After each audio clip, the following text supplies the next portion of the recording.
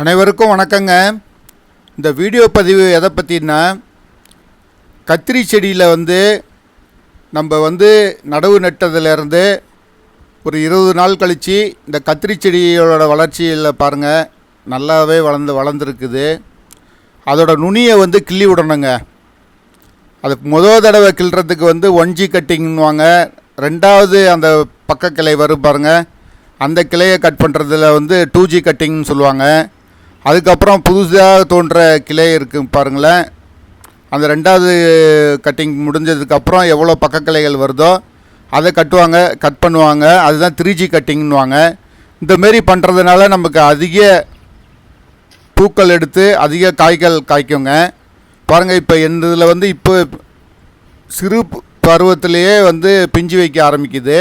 இதை அலோவ் பண்ணக்கூடாதுங்க. செடிகள் வளர்ச்சி நல்லா வளர்ந்ததுக்கப்புறம் அலோவ் பண்ணுங்க.